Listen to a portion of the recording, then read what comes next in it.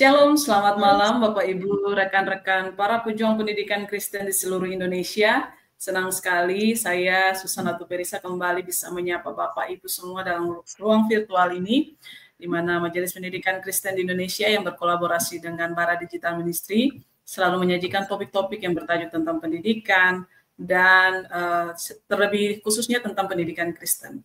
Nah, malam hari ini kita akan membahas topik yang sangat relevan dan menarik untuk kita pelajari bersama-sama, dan mungkin juga bisa kita diskusi bersama dengan narasumber kita pada malam hari ini. Nah, topik yang akan kita bahas yaitu tentang understanding generation.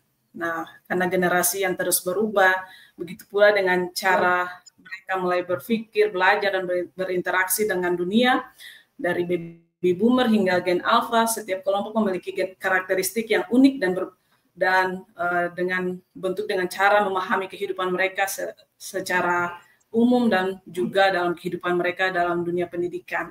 Nah, bagaimana kita memahami, kita sebagai pendidik Kristen bisa memahami, atau orang tua juga bisa memahami setiap generasi yang ada. Izinkan saya memperkenalkan narasumber kita pada malam hari ini, yaitu Pak Eriko Stephen Tandayu SE. Pak Eriko adalah sebagai Senior Konsultan LeaderSource Indonesia. Nah, seperti apa nanti penjelasan dari Pak Eriko pada malam hari ini? Sebelumnya saya membuka dalam doa, dan setelah doa Pak Eriko akan menjelaskan materi yang sudah dipersiapkan. Mari kita berdoa. Tuhan Yesus yang baik, kami bersyukur untuk kesempatan malam hari ini, di mana Tuhan memberikan kami waktu untuk belajar, dan Tuhan memberikan kami kesempatan untuk memahami maksud-Mu dalam dunia pendidikan Kristen. Kami berdoa menyerahkan hamba-Mu Pak Eriko yang akan menyampaikan materi pada malam hari ini, dengan segala persiapan yang sudah Pak Eriko siapkan, kiranya bisa menjadi berkat bagi kami semua yang mengikuti. Berkati setiap media perangkat yang kami gunakan juga, sehingga boleh berfungsi dengan baik. Terima kasih ya Bapak, di dalam nama Tuhan Yesus kami berdoa. Amin. Baik, saya serahkan kepada Pak Eriko. Terima kasih Bu Susan. Selamat malam Bapak Ibu semuanya. Salam kenal, saya dengan Eriko dari LeaderSource Indonesia. Berikut saya akan menyampaikan materi tentang memahami generasi Bapak Ibu. Jadi memahami generasi ini memang sesuatu yang akan terus berkesinambungan Bapak Ibu, yang akan terus selalu berjalan ke depannya. Sehingga oleh karena itu saya memberikan judulnya Understanding Generation. Jadi present continuous. Jadi kita harus selalu memahami generasi. Saat ini generasi yang ada itu adalah generasi Bapak Ibu, kalau tahu kita saat ini ada di masa di mana ada 6 generasi itu hidup bersama Bapak Ibu. Ada 6 generasi hidup bersama. Ada generasi beta, generasi alpha, generasi Z, generasi milenial atau Y, generasi X, baby boomers, dan sebelumnya. Itu pertama kalinya satu generasi hidup bersama sebanyak itu. Puji Tuhan karena tidak ada perangnya. Dan untuk memahami generasi itu Bapak Ibu, itu memang sesuatu bisa dibilang sebuah seni. Tidak ada metode yang selalu sama, tapi pada dasarnya prinsipnya sama. Izinkan saya memulainya Bapak Ibu dengan ayat dari Paulus yang berkata 1 Korintus 9 ayat 20. Ini bicara tentang kenapa kok kita perlu memahami generasi. Jadi kalau Bapak Ibu ingat, Paulus di sini bilang bahwa demikianlah bagi orang Yahudi, aku menjadi seperti orang Yahudi supaya aku memenangkan orang-orang Yahudi, dan bagi orang-orang yang hidup di bawah hukum Taurat, aku menjadi seperti orang yang hidup di bawah hukum Taurat. Sekalipun aku sendiri tidak hidup di bawah hukum Taurat, supaya aku dapat memenangkan mereka yang hidup di bawah hukum Taurat Bapak Ibu.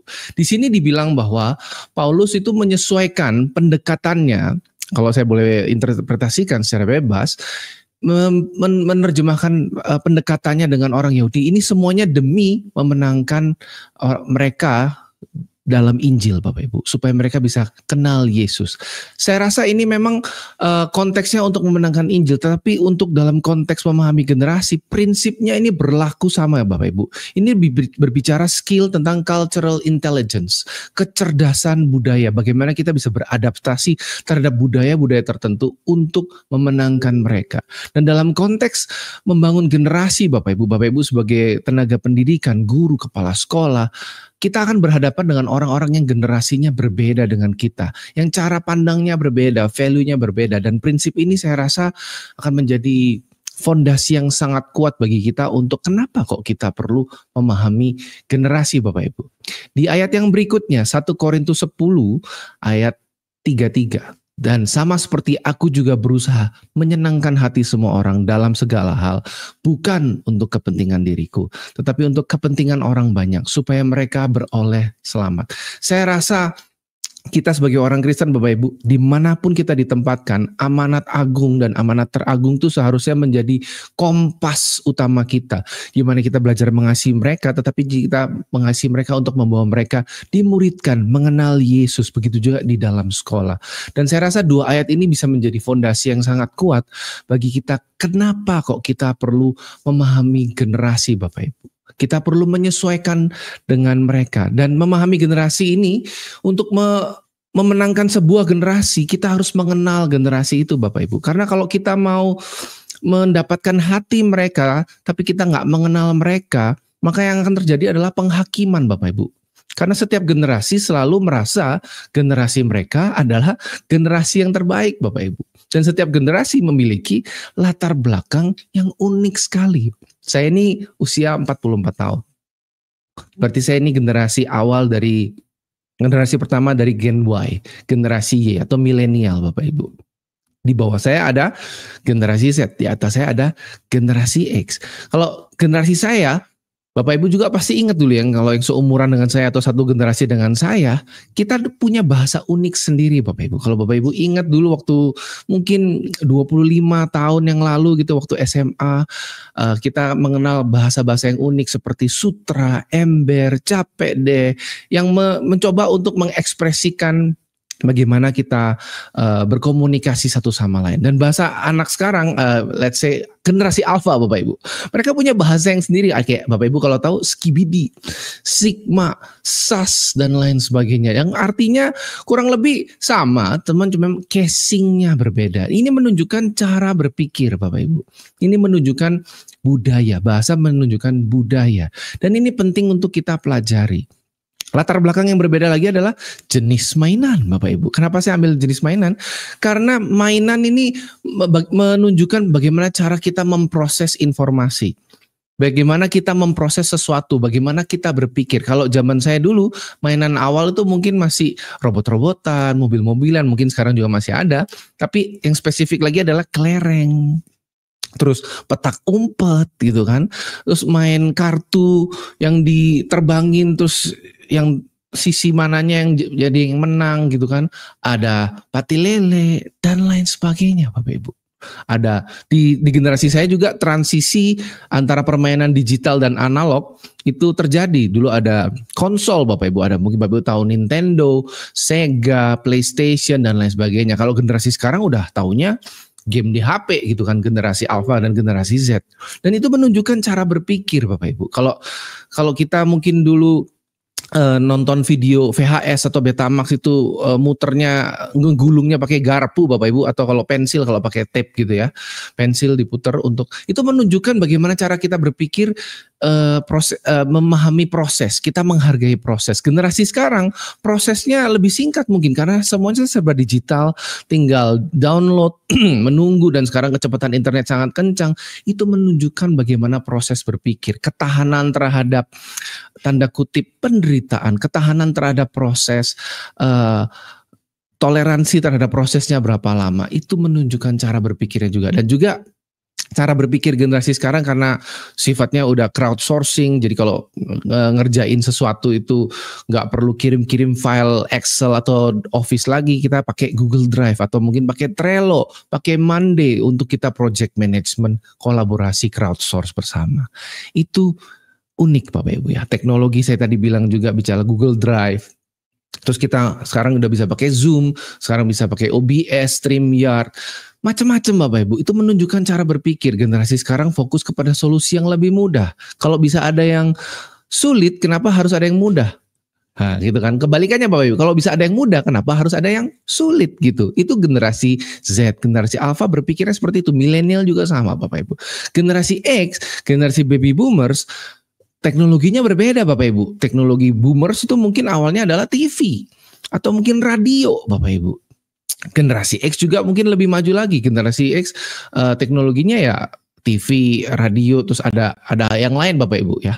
15 tahun sebelum saya lahir. Jadi saya juga nggak terlalu menguasai juga Bapak Ibu ya. Dan juga bicara soal bahasa, jenis mainan, teknologi, juga bicara soal gaya kepemimpinan Bapak Ibu. Gaya kepemimpinan ini nanti akan saya tunjukkan di tabel generasi Bapak Ibu. Tetapi sekilas saja Bapak Ibu, gaya kepemimpinan anak-anak sekarang, generasi alfa, yang anak-anak saya itu generasi alfa, berarti itu kelahiran tahun 2012 sampai 2024 Bapak Ibu. 2010 sampai 2024 Bapak Ibu. Itu adalah generasi alfa. Mereka berkolaborasi, kalau di sekolah ada P5, itu beda Bapak Ibu. Kalau generasi saya dulu itu langsung ketuanya itu yang ngatur semuanya itu, atau mungkin generasi di atas saya X itu ketuanya yang ngatur semuanya. Ada orang yang dominan biasanya yang akan mengatur semuanya. Ini pembagi tugas dan sebagainya. Sekarang mungkin sama, tetapi mungkin dengan versi yang berbeda. Mereka lebih suka diskusi.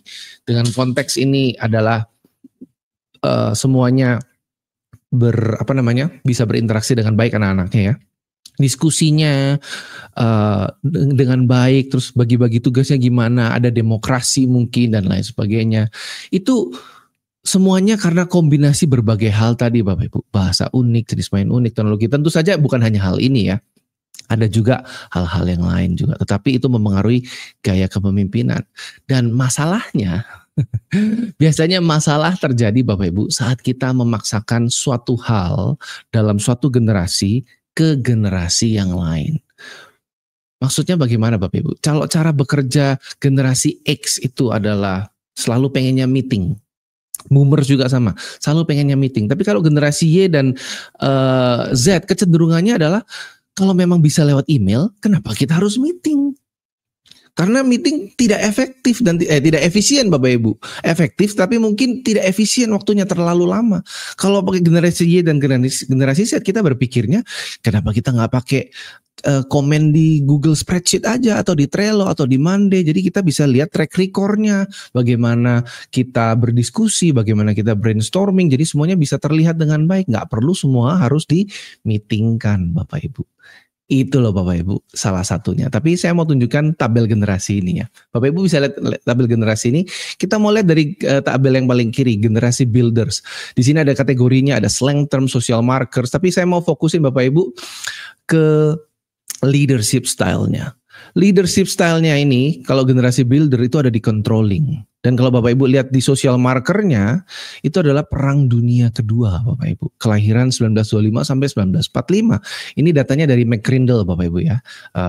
Organisasi di Australia yang melakukan penelitian. Jadi Bapak Ibu bisa lihat gak korelasi antara leadership style yang controlling. Kenapa kok mereka controlling? Kira-kira ada hubungannya nggak ya dengan social marker Perang Dunia Kedua? Dan kita lihat kalau di baby boomers masih mirip-mirip dengan controlling. Masih mirip dengan controlling, yaitu directing. Terus generasi X juga coordinating leadership style-nya. Generasi Y itu guiding. Nah, mulai makin lama makin lebih demokratis Bapak Ibu ya. Kalau menurut Bapak Ibu, interpretasi sederhananya Bapak Ibu, karena ada Perang Dunia Kedua. Bapak Ibu dulu mungkin sering dengar narasi ya, kalau opa oma saya dulu yang mana itu adalah generasi builders, selalu ngomong kayak gini, makan tuh harus cepat Bapak Ibu. Kenapa kok kita makan harus cepat? Karena zaman dulu Bapak Ibu pada saat penjajahan Belanda atau mungkin perang Jepang dan Belanda itu, kenapa kalau kita makan nggak cepat nanti Belanda datang. Dan makan tuh nggak boleh minum dulu, makan dulu sampai habis baru boleh minum. Ada narasi seperti itu Bapak Ibu. Dan itu narasinya muncul kemungkinan besar karena tekanan dari Perang Dunia Kedua ini Bapak Ibu. Sehingga ada muncul narasi juga, wah laki-laki nggak boleh nangis, laki-laki harus tangguh. Kenapa? Kalau pada saat perang dunia itu harus cepat Bapak Ibu, semuanya harus cepat. Perasaan kurang penting. Mau nanya dulu perasaannya gimana, mental health-nya gimana, boro-boro yang penting kita bertahan hidup Bapak Ibu. Itu adalah karena narasi Perang Dunia Bapak Ibu, kondisinya mencekam. Dan ini tentu saja ini global Bapak Ibu ya. Tetapi kalau kita langsung kontekstualisasikan ke Indonesia, kita bisa ambil beberapa irisannya Bapak Ibu. Sehingga membuat cara orang memimpin, oh ya pokoknya ikut aja. Ikut dulu, oh ya siap. Jadi orang nurut gitu. Bayangin kalau kita terapkan, Bapak Ibu ingat statement saya tadi sebelumnya, masalah itu terjadi waktu kita memaksakan suatu hal untuk satu generasi ke generasi yang lain. Jadi bayangin kalau kita memaksakan konteks generasi builders dan boomers ini ke dalam generasi yang paling ujung aja, Z dan Alpha ini Bapak Ibu. Controlling, directing, yang dimana mereka itu pengennya empowering, mereka ada di luar, atau inspiring. Nggak masuk Bapak Ibu, nggak masuk. Jadi kalau kita pakai sistem otoriter, pokoknya harus nurut, nggak boleh ada penjelasan, ngerti nggak ngerti, nurut, nggak masuk Bapak Ibu, nggak masuk. Karena anak sekarang, generasi Z, Alpha dan Y juga di sekolah diajarkan untuk berpikir kritis. Berpikir kritis itu basisnya adalah bertanya kenapa Bapak Ibu. Nah kalau kita harus selalu tanya kenapa, kita harus tahu kenapa kita melakukan sesuatu. Nggak bisa terima instruksi gaya model generasi builders dan boomers. Disitulah konflik terjadi. Itu baru satu elemen Bapak Ibu. Udah mulai dapat gambarannya Bapak Ibu ya. Dan kita bisa bicara panjang sekali soal ini, tapi karena waktunya terbatas, saya akan hanya bahas sampai di leadership style-nya. Gimana kalau saya langsung masukkan Bapak Ibu? Bapak Ibu sekarang ada di generasi mana kira-kira? Guru-gurunya, kepala sekolah, guru-guru mungkin saat ini ada di generasi saya, mungkin ya generasi Y, ada beberapa yang mungkin ada generasi Z yang usia 20 sampai 30-an something gitu. Terus mungkin juga ada beberapa yang mungkin generasi X, tapi mungkin juga ada kepala sekolah yang X atau boomers. Saya agak sanksi kalau ada yang di builders juga Bapak Ibu. Mungkin di guru juga ada beberapa, ada yang boomers, 1 atau 2 atau mungkin beberapa.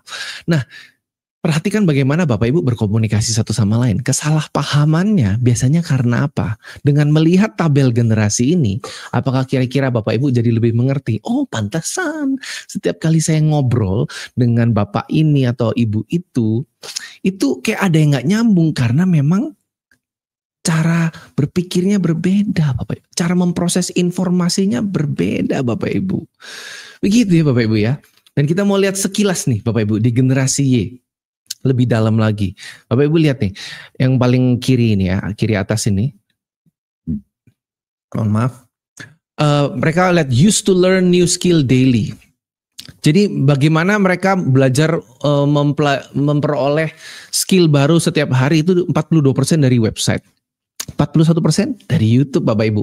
38% Instagram, mungkin ada TikTok juga di bawahnya. Kata-kata yang digunakan untuk mendeskripsikan mereka yaitu independent 52%, generous, dependable, bisa diandalkan, independent. Bayangin kita ambil ini aja dulu Bapak Ibu, independent. Kita sebagai generasi boomers atau generasi X mencoba untuk memimpin generasi Y, mungkin guru-gurunya. Kalau murid-muridnya kan nggak mungkin generasi Y ya. Rata-rata murid-muridnya kalau SMA pun tuh bukan generasi Y, itu mereka Z. Bagaimana orang yang independent ini dan dependable ini kita harus micromanaging. Semuanya harus laporan, dikit-dikit laporan. Gerah nggak Bapak Ibu generasi Y-nya? Nggak masuk. Akan ada tanda kutip pemberontakan. Karena tidak sesuai dengan natur mereka. Mereka sukanya independen Bapak Ibu. Dan quality is value in leader. Jadi generasi Y, kalau kita lihat kolom ketiga ini, dari kolom ini Bapak Ibu, yang sebelah kiri. Kualitas yang dihargai dari seorang pemimpin adalah 60% komunikasi yang jelas. Bisa approachable, bisa mudah untuk didekati Bapak Ibu. Terus 55% integritas dan accountability, apa yang diomongin sejalan dengan apa yang dilakukan Bapak Ibu. Komunikasinya harus jelas. Mohon maaf Bapak Ibu, memang kadang komunikasi untuk dari beberapa generasi tertentu itu memang kurang jelas Bapak Ibu, sehingga generasi Y, generasi Z, Alpha juga nggak paham karena ada keterbatasan. Dan kita bisa lihat kolom yang terakhir, hal-hal yang dihargai ketika mencari kerja. Flexible working hours, convenient location, accessible and approachable leadership. Jadi bicara tentang approachable leadership. Leaders yang bisa diajak ngobrol. Mungkin bukan sebagai teman, tetapi paling tidak bisa memahami POV-nya atau point of view perspektif dari generasi tersebut. Ini adalah bicara generasi Y Bapak Ibu. Kenapa saya fokusnya ke generasi Y, ke generasi yang lebih muda? Karena kita akan banyak berurusan dengan mereka Bapak Ibu. Dan kita harus selalu fokus ke generasi berikutnya Bapak Ibu. Bukan berarti saya nggak bermaksud untuk mengecilkan generasi yang sebelumnya Bapak Ibu. Tetapi kita harus selalu fokus ke generasi berikutnya. Kenapa? Span hidup mereka jauh lebih panjang Bapak Ibu. Mereka itu adalah pemimpin generasi berikutnya Bapak Ibu. Generasi Z mirip-mirip, mereka belajarnya dari TikTok, kira atas Bapak Ibu, Instagram, YouTube. Kata-kata yang dipakai untuk mendeskripsikan mereka independen, punya determinasi, kreatif. Benar Bapak Ibu. Gen Z itu kreatif sekali Bapak Ibu. Saya pernah ketemu dengan seorang freelancer TikTok Bapak Ibu. Usia 21 tahun. Kemana-mana tuh bawaannya kok satu koper besi segede gini gitu lah. Ukuran ya mungkin di bawahnya ukuran cabin size gitu ya. Itu adalah alatnya dia untuk bikin konten Bapak Ibu. Dan Bapak Ibu tahu saking kreatifnya dia bisa bikin apa saja dalam waktu hitungan jam Bapak Ibu. Tarifnya juga nggak murah Bapak Ibu. Bisa belasan juta untuk satu kali project gitu kan. Itu baru umur 20 something Bapak Ibu. Itu Gen Z ya. Luar biasa. Qualities value in a leaders, approachable. Komunikasi yang jelas dan memiliki empati Bapak Ibu. Ini adalah Gen Z Bapak Ibu. Bagaimana dengan generasi Alpha? Generasi Alpha ini ada facts dari McCrindle juga. Mereka itu di tahun 2025 jumlahnya ada 2,2 miliar Bapak Ibu. 2,2 miliar. Kita bisa lihat di bagian kolom 8 ini, take in, take out. Take in itu adalah teknologi yang mereka terima, itu AirPods, Siri, Apple Watch, AI, 5G. Kalau kita dulu pertama kali saya Bapak Ibu Gen Y, HP pertama saya itu Nokia berapa? Saya lupa Nokia. Pakai provider tertentu itu belum ada 5G Bapak Ibu, yang ada 2G. SMS aja belum bisa waktu itu. Connect internet kagak ngerti waktu itu connect internet apa Bapak Ibu. Dan buat mereka Gen Alpha, take out itu adalah teknologi yang udah out of date. Nokia 1100, telepon kabel, pager, DVD. Aduh, saya udah lama gak lihat DVD. CD Bapak Ibu. Sekarang kan kalau kita beli hardware apapun ya, beli laptop, beli printer, nggak ada CD-nya Bapak Ibu. Kita download langsung softwarenya. Gitu kan. Dan bicara generasi Alpha ini, itu kompleks sekali Bapak Ibu. Kalau kita lihat ya Bapak Ibu ya, engagement across generation Bapak Ibu, ini dari McCrindle juga. Kita lihat bagaimana kategori education outcome. Education outcome-nya bicara dari Gen Z itu bicara tentang employable. Artinya mereka bisa mendapatkan pekerjaan, bisa direkrut dengan baik. Adaptable. Gen Alpha itu akan lebih adaptable. Mereka bisa mempelajari banyak hal karena ada YouTube, TikTok dan lain sebagainya. Walaupun mungkin mental strength-nya itu beda lagi gitu kan. Tapi kita nggak akan bahas satu-satu Bapak Ibu. Kita coba lihat aja beberapa hal. Misalnya work style. Gen Z itu sifatnya partisipatif. Jadi kita nggak bisa paksa mereka. Kita harus punya relationship yang baik.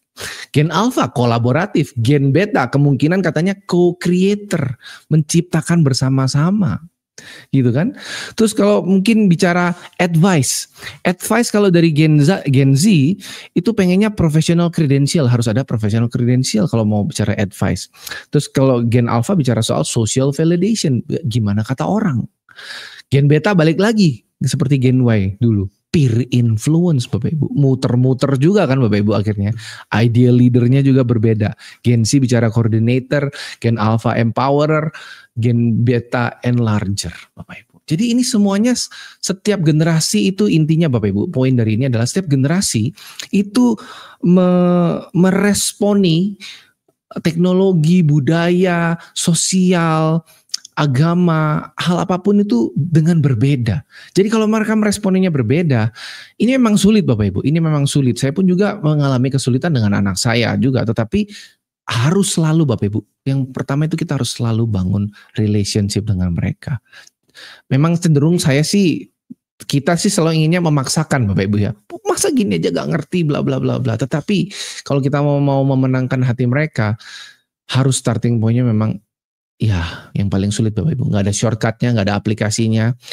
Trainingnya juga mungkin ya ada, tetapi tetap kita harus kerja keras Bapak Ibu. Relationship Bapak Ibu. Nah, merujuk kepada tabel generasi tadi Bapak Ibu, kira-kira Bapak Ibu pikirkan ya, ini sebagai bahan perenungan. Hal-hal apa yang biasa menjadi masalah dengan tim Anda Bapak Ibu? Apakah masalah komunikasi? Karena leadershipnya kita stylenya gaya commander Bapak Ibu, gaya komandan gitu kan, itu gaya perang dunia kedua, gaya generasi boomers gitu kan. Pokoknya harus nurut, ngerti nggak ngerti, ngikut aja gitu kan. saya bosnya. Kayak gitu. Apakah seperti itu atau kita gayanya komunikasinya biasanya kurang jelas sehingga ada banyak pertanyaan, macam-macam Bapak Ibu potensinya ya. Bapak Ibu boleh analisa sendiri kira-kira hal apa yang jadi masalah. Lalu biasanya dengan generasi mana yang biasanya Anda memiliki masalah Bapak Ibu? Kalau kita merujuk kepada tabel generasi, biasanya ya paling umum adalah kita punya masalah dengan generasi di atas atau dengan di bawah. Itu kan Bapak Ibu. Kalau generasinya sama biasanya kemungkinan Bapak Ibu, kemungkinan besar kita masalahnya lebih sedikit atau mungkin ya kalau tidak ada sih kayaknya nggak mungkin ya. Ada tetapi mungkin nggak terlalu signifikan. Lalu yang perenungan berikutnya Bapak Ibu. Merujuk pada tabel generasi tadi, kira-kira solusi apa Bapak Ibu yang bisa diterapkan dengan tim Anda? Solusinya bagaimana Bapak Ibu? Untuk kita bisa bekerja, berkolaborasi dengan baik, fokus pada visi yang Tuhan sudah berikan kepada sekolah masing-masing. Sehingga guru dengan guru bisa bekerja sama dengan baik yang beda generasi, guru dengan kepala sekolah juga bisa, dengan yayasan, tetapi guru dengan murid juga baik, dan juga murid dengan kepala sekolah, yayasan, semuanya bersinergi, beririsan dengan harmonis Bapak Ibu. Kira-kira bagaimana ya? Ini saya ambil dari bilangan Research Center Bapak Ibu, dari ekspresi generasi Z yang versi singkat ya. Ini generasi Z berkata bahwa ini topiknya Tuhan dan dinamika kehidupan, yang paling sering membuat mereka tertekan dan khawatir atau takut adalah bicara soal masa depan. 37,5%. Berikutnya, Tuhan meninggalkan saya. Dampak dari kesalahan yang saya lakukan. Ini menunjukkan bagaimana mereka, apa yang mereka pikirkan, apa yang mereka khawatirkan, apa yang mereka hargai, apa yang mereka value Bapak Ibu. Jadi kayak contoh, relasi dengan orang tua, mungkin mereka khawatir atau takut, ya ada tapi sedikit Bapak Ibu. Kenapa? Ada kemungkinan karena kondisi udah damai, nggak ada perang, ekonomi ya kita sekarang lagi bergejolak, tetapi biasanya orang tuanya Gen Z itu adalah milenial, itu mereka karena milenial lebih banyak belajar, tahu cara parenting yang baik sehingga itu nggak terlalu jadi kekhawatiran. Tapi mungkin bicara masa depan karena kondisinya mereka nggak ngerti dengan the rise of AI, bagaimana mereka akan dapat pekerjaan atau tidak. Tentang iman tuh ternyata cukup besar, berarti ada kemungkinan mereka nggak dapetin jawaban juga mungkin di gereja atau di komunitas. Sehingga ini bisa jadi concernnya kita, bagaimana kita bisa mulai masuk bangun relasi dengan mereka Bapak Ibu. Mungkin ngobrolin tentang Tuhan, gitu kan, dari sisi ini tanya dulu tentang Tuhan bagaimana. Ini bisa menjadi amunisi kita Bapak Ibu, menjadi amunisi konteks kita untuk melakukan pendekatan terhadap generasi Z misalnya. Lalu ada 3 hal utama yang membuat aku malas atau enggan datang ke gereja. Generasi Z malas ke gereja biasanya kenapa? 29,4% bilang sikap orang dewasa yang menghakimi saya sesuai pandangan mereka. Ini sejalan nggak Bapak Ibu sama yang saya bilang tadi? Masalah terjadi ketika kita menggunakan sesuatu hal yang ada di generasi kita, memaksakan yang ada di generasi kita, dipaksakan ke generasi yang ada di bawah kita Bapak Ibu. Jadi kita nggak bisa menilai mereka dengan cara pandang generasi kita. Karena nanti mereka akan menutup diri Bapak Ibu. Kalau mereka menutup diri, kita akan kehilangan generasi ini. Ya gimana kalau kita kehilangan generasi ini Bapak Ibu? Bapak Ibu mungkin udah tahu jawabannya. Gak punya teman akrab di gereja, 28,9%. Karena kenapa kok gak punya teman akrab di gereja? Ada kemungkinan Gen Z social skillnya itu berkurang karena banyak gadget Bapak Ibu. Dengan keterbiasa di gadget, mereka lebih berani ngomong kalau di digital. Lebih berani Bapak Ibu kalau lihat keyboard warrior komen-komen di section di news, itu kan rata-rata akun palsu semua. Ngomongnya kan tuh tajam-tajam Bapak Ibu kalau di komen in sosial media itu. Bapak Ibu yang mungkin sering main sosial media pasti ngerti kan. Sehingga pas ketemu langsung itu lebih kayak aduh gimana ya ngomongnya, udahlah chat aja gitu kan. Terus yang hal ketiga yang terpenting yang membuat malas ke gereja, kemunafikan pendeta, pengurus, warga gereja, banyak kepura-puraan. Itulah kenapa Gen Z berdasarkan riset juga sangat menghargai genuineness, keaslian, ketulusan Bapak Ibu. A ya A, B ya B. Dan yang keempat mungkin bicara soal ibadah yang terlalu kaku. Yang terakhir cara suasana ibadah. Gak bicara soal fasilitas Bapak Ibu. Gen Z gak bicara soal fasilitas. Sama di sekolah bagaimana kita bisa menggunakan potongan dari realita ini untuk kita capitalize Bapak Ibu, untuk kita bisa memenangkan generasi ini. Kita nggak memaksakan pendapat kita mau mendengar mereka, lebih sabar lagi, dan lain sebagainya supaya mereka juga bisa membuka diri dan pada akhirnya kita mau membawa mereka kenal Tuhan Bapak Ibu. Dan kalau mereka kenal Tuhan, ada kemungkinan mereka dalam ekspresi pengenalan Tuhan mereka dalam sekolah mungkin akan lebih baik, mereka akan lebih mau belajar dan lain sebagainya. Dan terakhir dari data BRC ini Bapak Ibu, pengaruh adanya mentor. Bapak Ibu lihat, tanpa mentor dan tidak ada ada mentor itu signifikan sekali. Merenungkan Alkitab itu double Bapak Ibu. Dari 11% ke 23%. Dengan adanya mentor, ada kemungkinan 2 kali lipat mereka merenungkan Alkitab lebih sering. Mereka juga 50% lebih tinggi untuk ibadah. 50% menganggap bahwa Alkitab penting dalam kehidupan sehari-hari kalau adanya mentor Bapak Ibu. Kita, Bapak Ibu sebagai guru, Bapak Ibu bisa menjadi mentor mereka. Mentor itu kan berarti bicara bahwa kita itu yang, nih kamu ikut saya ya, pokoknya ikut. Enggak Bapak Ibu, bangun hubungan. Saya pribadi Bapak Ibu, saya ini anak pertama dari 11 bersaudara, dari 5 mama yang berbeda. Kalau nggak ada mentor Bapak Ibu, nggak bisa hidup saya bisa seperti ini Bapak Ibu. Mungkin saya udah hancur Bapak Ibu, hidup saya udah hancur, nggak tahu keluarga kayak gimana Bapak Ibu. Dengan adanya mentor saya sangat bersyukur Bapak Ibu. Apalagi Bapak Ibu juga. Bapak Ibu juga bisa menjadi mentor yang Bapak Ibu tidak pernah miliki. Mungkin Bapak Ibu dulu nggak pernah di mentor, tapi Bapak Ibu bisa belajar menjadi seorang mentor yang baik. Nanti di akhir pelajaran ini saya memberikan tugas bacaan surat dari pemimpin muda. Saya harap Bapak Ibu itu baca suratnya, hanya 10 halaman saja. Tolong dibacanya pelan-pelan, jangan dibaca cepat-cepat Bapak Ibu, diresapi. Lalu kira-kira bagaimana Bapak Ibu mengkorelasikannya dengan dengan tabel generasi ini, dengan cara pendekatan Bapak Ibu terhadap generasi ini, gitu ya. Saya mau memberikan penekanan Bapak Ibu di 1 Korintus 9 ayat 20 yang tadi kita baca di awal. Demikianlah bagi generasi Z, aku menjadi seperti generasi Z supaya aku memenangkan generasi Z Bapak Ibu. Bapak Ibu bisa ganti itu. Kalau Bapak Ibu generasi X mau memenangkan generasi Y, mungkin staf guru-gurunya, bagi generasi Y, aku menjadi seperti generasi Y supaya aku memenangkan generasi Y. Artinya gimana Bapak Ibu? Ya kita perlu menenggelamkan diri kita dalam konteks generasi yang ingin kita jangkau, yang kita pimpin Bapak Ibu. Kalau enggak, mustahil. Lah Paulus aja Bapak Ibu menyangkal dirinya sedemikian rupa demi Injil untuk bisa memenangkan orang-orang Yahudi, orang-orang Samaria. Karena memang dia dipanggil untuk memenangkan orang-orang di luar Yahudi Bapak Ibu. Bagaimana dengan kita? Apa kita mau hanya sampai batas formalitas saja? Kalau itu yang Bapak Ibu inginkan ya kita siap-siap kehilangan generasi. Formalitaslah yang kita akan dapatkan. Gak bisa Bapak Ibu. Kita harus jangkau generasi ini. Mulai dari guru-gurunya, mungkin mulai dari murid-muridnya, sesama guru juga bagaimana kita menjangkau ke atas juga. Bagi generasi X aku menjadi seperti generasi X. Gitu Bapak Ibu. Dan prinsip-prinsip sederhana Bapak Ibu dalam memahami generasi dan membangun generasi ini, ya yang pertama seperti yang saya sudah sampaikan kepada Bapak Ibu, data-data tadi, gunakan data-data yang ada untuk mempelajari ciri-ciri mereka. Tadi saya dapatnya dari McCrindle, ada bilangan research centers. Bapak Ibu bisa dapat juga banyak dari We Are Social, dari millennial research dari IDN Times, dari APJII, macam-macam Bapak Ibu. Behaviornya, karena behaviornya generasi Y, Z, Alpha ini rata-rata mostly sekarang di dunia internet Bapak Ibu. Setelah Bapak Ibu pelajari, dikenali dan dipahami Bapak Ibu. Supaya Bapak Ibu tahu cara untuk pendekatan dengan mereka. Sebelum pendekatan, Bapak Ibu perlu bangun hubungan dengan mereka. Bangun hubungan itu sesimpel apa Bapak Ibu?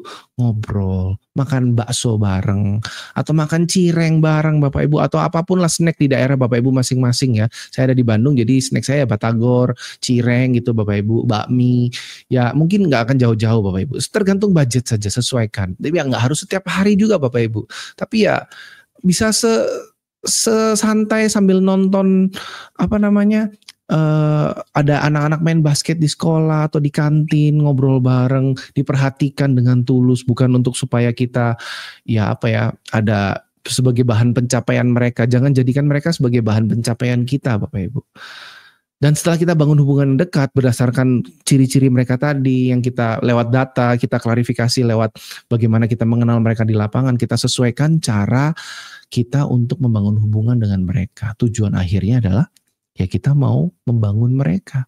Kita mau membawa mereka untuk kenal Tuhan lewat pelajaran-pelajaran di sekolah, lewat firman Tuhan, lewat hidup kita, Bapak Ibu. Itu Bapak Ibu. Prinsip, kalau saya bisa concise ya, saya bisa rangkum prinsip-prinsip memahami generasi Bapak Ibu. Nah, saya mau kasih Bapak Ibu PR. Saya mau kasih Bapak Ibu PR, saya nggak tahu Bapak Ibu usia berapa, tapi saya ambil yang generasi Z saja. Studi kasus Bapak Ibu. Katakanlah ada seorang namanya Chris, seorang guru muda 22 tahun, potensinya tinggi, tapi mengalami kesulitan tentang rendah diri, malu untuk berpendapat karena mungkin orang tuanya itu bercerai, jadi keluarga disfungsional. Jadi kira-kira apa yang terjadi dalam keluarganya itu menyebabkan dia rendah diri, malu dan berpendapat. Bapak Ibu adalah pemimpin dari organisasi pendidikan. Dalam arti pemimpin ini saya nggak bicara soal, kalau Bapak Ibu dengerin sesi What is Leadership sebelumnya, pemimpin ini nggak bicara soal posisi Bapak Ibu ya, tetapi bagaimana kita bisa membawa orang-orang ikut dalam pergerakan. Dalam konteks Bapak Ibu adalah pergerakan di sekolah.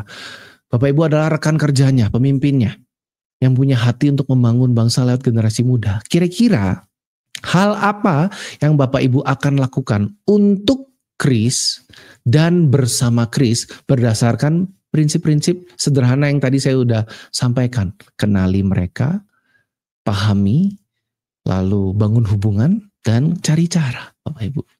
4 prinsip tadi Bapak Ibu, bagaimana Bapak Ibu akan menerapkan ini. Karena kalau saya berikan tips-tips bisa Bapak Ibu, tetapi akan jauh lebih berdampak kalau Bapak Ibu menggunakan prinsip yang saya berikan tadi dalam studi kasus ini. Silakan Bapak Ibu ya.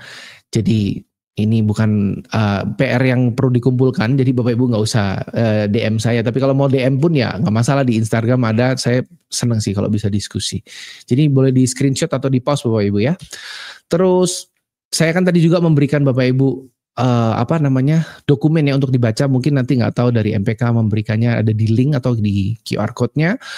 Pelajaran apa yang Bapak Ibu pelajari dari surat dari pemimpin muda terkait memahami generasi. Ini suratnya 10 halaman Bapak Ibu, dan ini bagus sekali. Ini isi suratnya itu ada banyak golden nuggets-nya Bapak Ibu. Ada banyak sekali dagingnya yang kita bisa ambil tentang prinsip untuk memahami generasi Bapak Ibu. Itu saja dari saya. Selesai. Semoga ini bisa membantu. Apakah ada pertanyaan? Saya kembalikan ke Bu Susan. Terima kasih.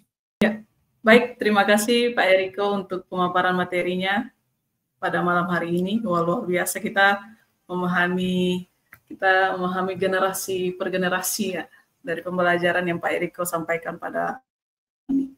Saya langsung saja kepada pertanyaan yang sudah masuk Pak. Saya ingin membacakan yang pertama tentang bagaimana sih Pak sekolah dalam meningkatkan kapasitas guru supaya dapat mengajar sesuai kebutuhan generasi saat ini Pak. Iya, ini pertanyaannya gampang-gampang susah Bu. Strategi sekolah dalam meningkatkan kapasitas guru. Berarti kalau kita bicara kapasitas Bu, itu bicara soal ada 2 hal tarikannya. Visi sekolah apa, lalu bagaimana modal yang kita miliki. Dalam arti modal ini adalah guru-guru, staf yang kita miliki kan adalah aset ya. Seharusnya kita berpikirnya seperti itu. Kira-kira guru-gurunya ini mapping kekuatannya ada di mana Bu? Jadi kita harus mapping mereka dulu. Untuk kita mengembangkan kapasitas seseorang, kita harus kenal dulu. Jadi kita nggak bisa berasumsi kita kenal lalu oke, kayaknya training ini cocok buat kamu. Padahal training ini tidak sesuai dengan strength-nya dia, tidak sesuai dengan kapasitasnya dia. Seringkali kan training ada dipaksakan seperti itu kan ya. Jadi saran saya sih kalau untuk mau mengembangkan kapasitas guru, kita harus mengenal dulu gurunya, dites dulu Bapak Ibu. Mungkin kalau bisa MBTI test atau DSC test atau apapun tes yang mungkin yang kalau bisa cari yang gratisan dulu. Tapi kalau ada budget ya boleh ada budget yang untuk bisa memahami natur guru ini strength di mana. Karena Bapak Ibu kalau kita paham teori ini, strength ini kita mengembangkan strength itu akan jauh lebih mudah mengembangkan seseorang yang memang sudah kuat dalam hal tertentu daripada mengajarkan mereka hal yang mereka mungkin bahasanya nilainya mungkin C atau B, akan mudah mengembangkan A-nya seseorang daripada mengembangkan B-nya seseorang. Berarti mungkin tadi saya ngomongnya 2 Bu ya, tapi saya tambahin 3. Jadi visi sekolah apa, peta kekuatan stafnya bagaimana, lalu kebutuhan generasinya apa. Berarti kalau kita mau tahu kebutuhan generasi ini, kita juga harus punya datanya kan, realitanya. Saya rasa mungkin kita bersyukur dengan Bilangan Research Center kita bisa mendapatkan banyak sekali data-data yang membuka mata kita sehingga kita bisa, paling tidak kita nggak berasumsi terlalu jauh begitu. Mungkin itu jawabannya Bu. Oke, baik Pak Eriko, terima kasih untuk jawabannya. Saya lanjut ke pertanyaan yang berikut Pak. Ini tentang generasi Z. Oke, sebenarnya minta maaf karena generasi Z ini dengar-dengarnya gitu ya, apa faktanya enggak tahu apakah ini kebenarannya seperti itu, bahwa sering bermasalah. Ya, bagaimana sekolah atau tempat kerja dapat beradaptasi dengan gaya belajar atau etos kerja dari generasi Z, Pak? Boleh diulang lagi Bu, etos kerja, jadi bagaimana kita dapat beradaptasi dengan gaya belajar etos kerja generasi Z gitu ya? Iya, dan apakah mereka itu benar cenderung individualis atau tidak gitu ya? Ya, kalau kita lihat Bapak Ibu, setiap generasi itu kan unik ya. Tadi kalau generasi Z itu yang membuat mereka seperti itu adalah karena mungkin bahasanya, budayanya, teknologi yang ada saat itu apa. Terus mereka lahir di dunia yang relatif damai, stabil, relatif ya, relatif damai, relatif stabil. Permainan-permainan apa yang mereka gunakan sejak kecil hingga sekarang. Kalau Bapak Ibu perhatikan generasi Z itu nggak dibilang individualis itu kayaknya mungkin agak over generalizing, Bu. Jadi over generalizing artinya kita terlalu pukul rata gitu loh, terlalu pukul rata karena tergantung konteksnya. Memang mereka lebih cenderung selalu digital, Bapak Ibu. Tapi mereka dibilang cenderung individualis juga enggak, karena memang pada dasarnya kan manusia makhluk sosial ya. Mereka itu kalau main game tuh sukanya keroyokan, sama kayak kita dulu. Kalau kita dulu keroyokannya mungkin kelereng, petang umpet, benteng-bentengan gitu ya. Kalau mereka keroyokannya di digital, misalnya main Mobile Legend, main sepak bola 12 lawan 12 gitu Bapak. Pada saat saya pernah pada saat pandemi saya kan suka main game juga, main game sepak bola, ikutan Liga Online Nasional 11 lawan 11 Bu. Itu bareng sama generasi Z yang lebih muda dari saya. Seru gitu, mainnya pakai headset, oper ke sini, tendang ke sana. Jadi kalau dibilang cenderung individualis tidak, tapi mereka memang lebih independen. Nah, itu mungkin lebih tepatnya. Mereka lebih independen, mereka nggak selalu dalam konteks-konteks tertentu mereka lebih senang sendiri karena mereka lebih mengenal dirinya sendiri, paham kan ada banyak informasi ya di internet, mereka paham aku ini introvert, INTJ, ENTJ. Kalau introvert kan dapat energinya adalah dengan sendiri. Jadi mungkin yang statement generasi Z itu individualis, mungkin pada saat itu kita kena exposure atau berkali-kali kita dapat exposure orang yang INTJ Bu. Sebenarnya kalau kita ketemu yang Gen X juga ada yang seperti itu, tapi karena mereka mungkin Gen X itu dan Gen Boomers itu cenderung untuk tidak kurang peka terhadap perasaan mereka sendiri, jadi mereka mungkin mengabaikan panggilan untuk menyendiri itu. Dan bagaimana sekolah dan tempat kerja dapat beradaptasi dengan gaya belajar? Lagi-lagi kalau kita mau beradaptasi ya seperti Paulus tadi Bu. Bagi generasi Z, aku menjadi seperti generasi Z. Jadi supaya kita menjadi seperti generasi Z bukan berarti ya gaya bajunya kita harus ngikut, bahasa ngomongnya nanti mereka jadi ilfil juga gitu kan. Apaan sih? Ya mungkin yang mengenal dulu Bu. Kita pelajari konteksnya apa. Mereka mainnya main apa sih? Kenapa kok mereka suka main kayak gini? Jadi kayak saya tahu anak saya suka mainnya apa, bacanya apa. Saya berusaha sama istri untuk memahami permainan bacaan mereka. Minimal untuk bisa kalau ngobrol tuh nyambung gitu. Dan habis itu ya disesuaikan dengan tujuan. Kalau dalam konteks sekolah ya gaya belajar etos kerja kita sesuaikan. Kalau Gen Z sukanya yang efisien Bapak Ibu. Kalau bisa kita email atau spreadsheet atau chat, ngapain meeting kayak gitu kan. Contohnya salah satunya. Iya, jadi meeting tuh memang relatif membuang waktu kalau memang kita nggak tahu apa yang kita omongin gitu kan. Kalau mau meeting mungkin kita udah siapkan semuanya, dokumen udah disiapkan, jadi semuanya tinggal laporan cepet tek pada meeting selesai. Jadi lagi-lagi ya harus memahami, karena kan Gen Z itu memang beda-beda Bu ya. Jadi kayak ada yang kalau kita lihat itu ada yang namanya underprivileged Gen Z. Underprivileged Gen Z itu adalah Gen Z yang mungkin tidak dapetin privilege dari Gen Z pada umumnya. Mereka nggak dapat teknologi, mereka hidup di bawah garis kemiskinan. Nah itu juga perilakunya beda lagi. Lagi-lagi kita harus kenal dulu Gen Z di daerah kita itu seperti apa.